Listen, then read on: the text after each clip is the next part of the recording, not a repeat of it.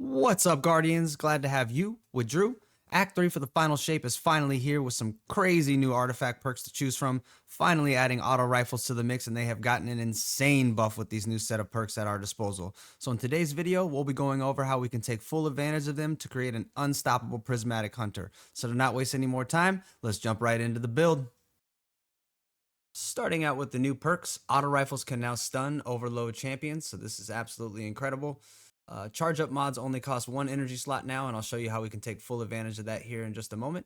Sustaining fire will grant us damage resistance times 3, and while we have an auto rifle equipped, defeating combatants will reload our equipped weapon and give us a temporary increase in damage. This basically has us holding down the trigger without ever having to reload it most times.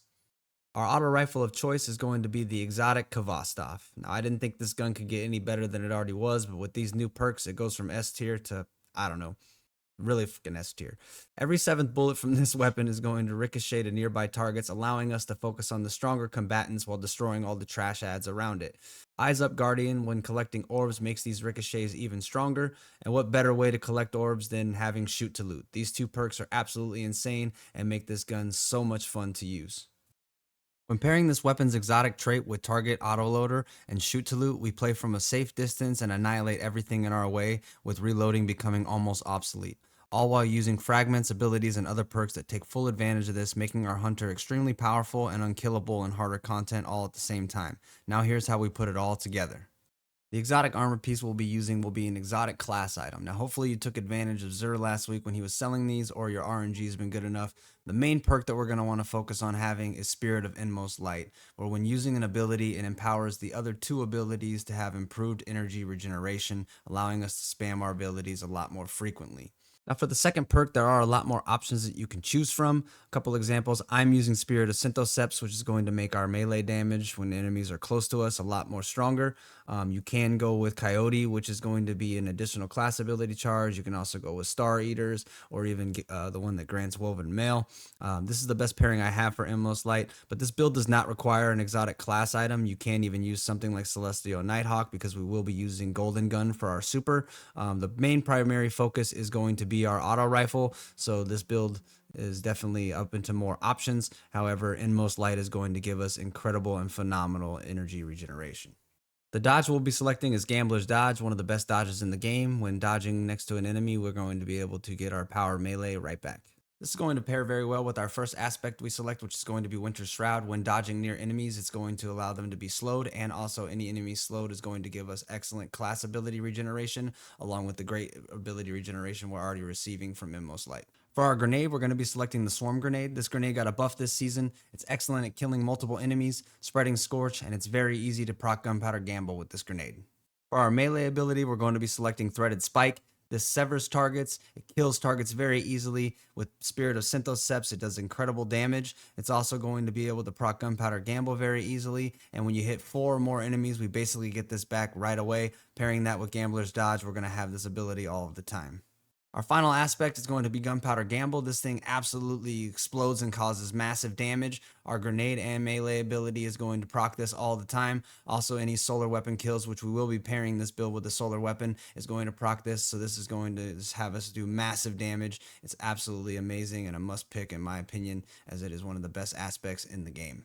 For our super, we're going to be selecting Golden Gun. This super puts out massive damage, eliminating high value targets quickly. It's excellent in tough boss fights, and with Inmost Light's great ability regeneration, we're going to be able to spec into Intellect a bit more, allowing us to get Golden Gun more often. It's also going to pair extremely well with our first fragment selection, which is Facet of Purpose. This is going to be anytime we pick up an orb, it's going to grant restoration, which as you can see here, it's going to allow us to regenerate our health, and damage cannot stop this. So this is going to save our lives in any tough situation. It is one of the best pairings of Facet of Purpose in the entire game.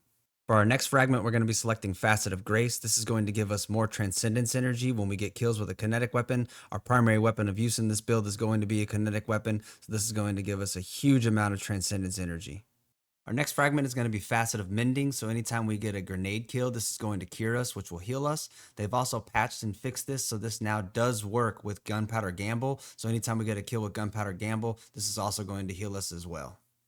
We're going to keep the survivability going with our next fragment being Faceted Blessing. Anytime we get a melee kill, this is going to start our health regeneration. And when we're Transcendence, this starts this for our allies. With Threaded Spike, this is going to be extremely easy to get that quick health regeneration started from far away. Next up is going to be Facet of Solitude. I feel this is a must in tougher content. When landing multiple precision hits, this is going to sever the target, allowing their damage output to be reduced. With our weapon of choice, this will be extremely easy. It also spawns a Tangle after they are defeated. And for the last fragment we're going to be selecting is Facet of Ruin. This is going to increase the area of effect of our solar ignitions by 20%. This will definitely buff up our gunpowder gamble. It also gives us a nice stat boost of plus 10 mobility.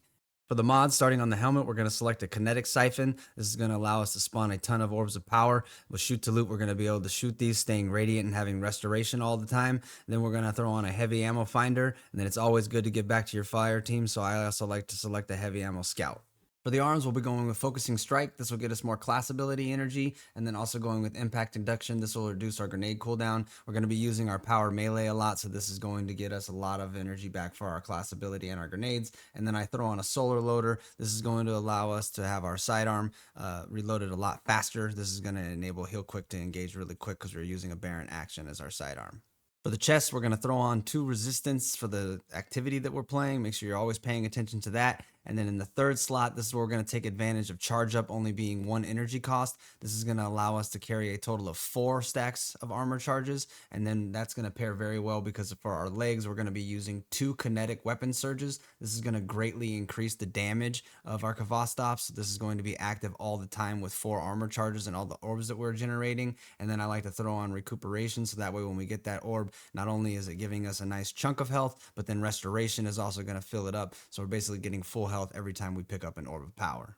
And lastly, for the cloak, because we get so much energy regeneration back, we don't need to fill anything up here. I'm going to be going with Powerful Attraction. So anytime we use our class ability, we're able to pick up any orbs within the area of about 13 meters. I'm going to go with Reapers. So after using our class ability, when we get a kill with a weapon, we're going to generate another orb of power. And then we're going to use Time Dilation, which is going to increase those armor charges to 15 seconds. Now that we have 4 of them, this is never going to run out. So our primary weapon is going to absolutely shred with that damage bonus. Now, one cool thing I want to point out about Spirit of Inmost Light is it actually counts Gunpowder Gamble as an ability. So when abilities need regeneration, throwing this out will trigger that effect. Now, as you see here, we throw out a spike, then we throw a grenade, then we run up and we hit a Gambler's Dodge. This is going to give us a threaded spike right back. Then this is going to trigger us to have another Gunpowder Gamble. As we throw this out, this is going to then regenerate our grenade, and then we're going to throw a spike. I mean, we are throwing out abilities faster than KDOT can drop a diss track. Now, perks you're going to want to select from the Hunter's Journal. Feel free to take a screenshot. I'll also have links in the description for the build. But Logic Reductor is going to be great for our solar sidearm. It's going to have the radiation pool stay longer. Elemental Siphon is excellent for our kinetic weapon, and it matches well with Golden Gun and our solar sidearm, allowing fire sprites to spawn. This is going to grant us grenade energy. We're also going to select the first 4 from the bottom row to get those auto rifle perks and that charge up reduced energy cost. We'll also be selecting Radiant Orbs, the solar perk buff for our Gunpowder Gamble, and I also like Shield Crush and Transference. Energy and power weapons are totally optional. I'm going with the new solar sidearm with Heal Clip and Incandescent. Also really enjoying the new Strand rocket launcher right now. This is just my personal preference. Choose whatever you like. Also based off of activity. If you're facing barrier champions, make sure you throw on either an SMG, pulse rifle, or a sniper, and you update your Hunter's Journal. And then you can use your Gunpowder Gamble to take care of the unstoppable champions. That way we can take care of all champions with this build. Greatly appreciate everyone stopping by and watching today's video. If you like today's video, please smash that like button and share this video on to others. And if you want to see more content like this, please hit that subscribe button. Definitely helps grow the channel. Greatly appreciate that as well. And I do look forward to looking down in the comments to see your thoughts on this build. And as always, happy hunting, Guardians. Take care.